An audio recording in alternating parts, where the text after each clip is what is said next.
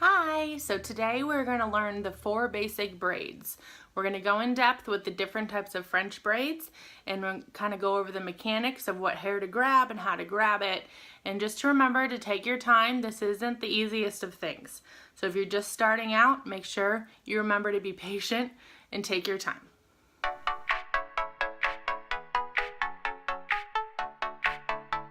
Alright, so our first braid that we're going to do is going to be a 3-strand regular French braid.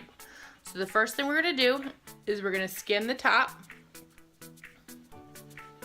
And because it's a 3-strand braid, there's my co-star, you'll do 2 fingers and part it. So you've got 3 even sections. Then you're going to take the outside, the right side, and go over. The left side and go over, so you can kind of see that braid starting to form. You're going to do 2 full cycles of that full braid, right side over, left side over. Then you're going to skim with your right side, skim a section, the next section of hair, and add that to the right side and go to the center. Next, skim with the left side, separate the hair, gather it with the left section, and go to the center. Continue working down the head using that same. So right skim, group together, go to the middle. Left skim, separate the hair, go to the middle.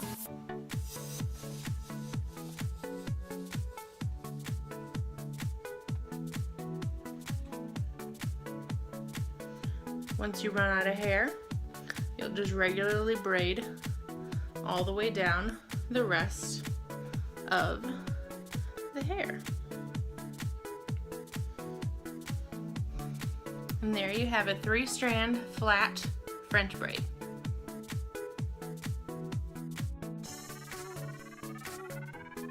Alright, the next braid we're going to do is going to be another 3-strand French braid. It's going to be very similar to the first one, except this next one is going to be what we call a raised French braid or an inverted French braid. So you're going to start the exact same. You're going to skim the top, take 2 fingers, and part down the middle. So you have 3 even sections. So normally the first one will go over. With the inverted or raised French braid, we're going to go under. So right under to the middle, left under to the middle. And just like the first, we're going to do a 2 full cycles through the braid. Next, we're going to skim with our right section, group it, separate the hair, take it under the sections to go to the middle. Next, skim with the left, separate the hair, group it with your left section, and go to the middle. Now you're going to continue that pattern all the way down the hair until you run out of hair.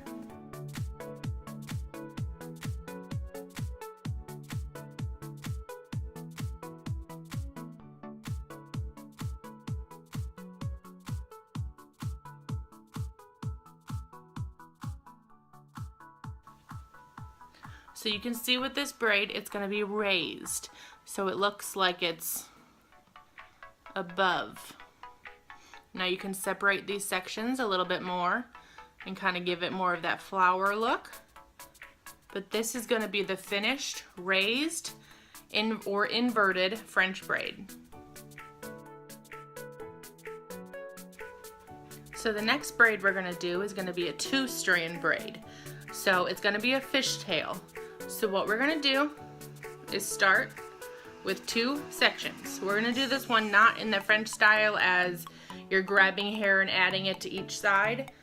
This one's just going to be a straight, regular fishtail. So like I said, you're going to start with 2 sections, and all you're going to do is you're going to skim on the right side of the right section and give to the left.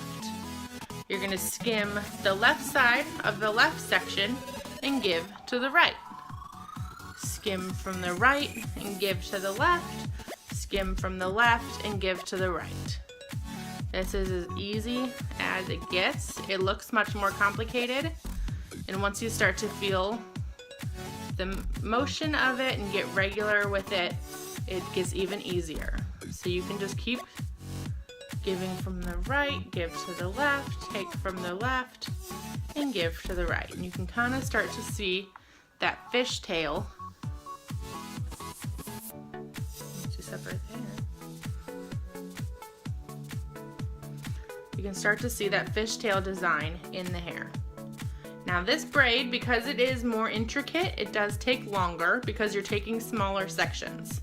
So you just have to be patient as you work your way down the hair.